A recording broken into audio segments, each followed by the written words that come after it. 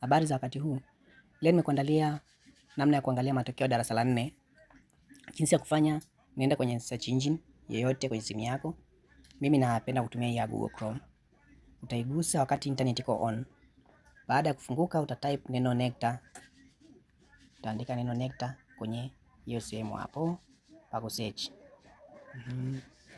Utaandika neno NECTA. NECTA. Itafunguka hiyo NECTA. Kishafunguka utaenda juu upande wa kushoto kwa kwenye screen, upande wa kushoto hapa kuna vidoti vitatu hapo. Hiyo mistari mitatu. Utagusa mistari mitatu, itafunguka. Ikifunguka itakuonyesha sehemu ya results. Yaani matokeo hapa. Palipoandikwa matokeo utagusa. Baada ya hapo tafuta Standard 4 National Assessment. Ya kwanza kabisa palipoandikwa SFNA. Utagusa hapo. Matokeo yatafunguka ya mwaka husika ambao unataka. Nataka 2022, 23, 24. Sasa utagusa kwenye link ya huo mwaka husika ambao unataka. Hapa yaliyoko ya mwaka mwisho 2024. Unagusa palipoandikwa kwenye hiyo results link. Au kama unataka 2023 utagusa kwenye hiyo link. Sawa?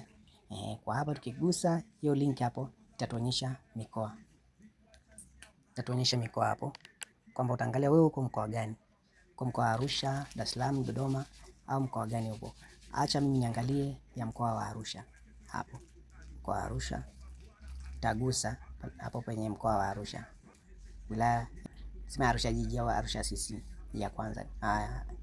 Hapa shagusa Arusha CC, nitaona shule zote ambazo ziko jiji la Arusha. Kiangalia kuna shule zote za jiji la Arusha. Baada ya hapo utagusa ile shule husika ambayo unataka kuona matokeo ya mwanao. Baada ya hapo nikukaribisha kulike na kusubscribe channel yetu, tuendelee kupeana update zaidi.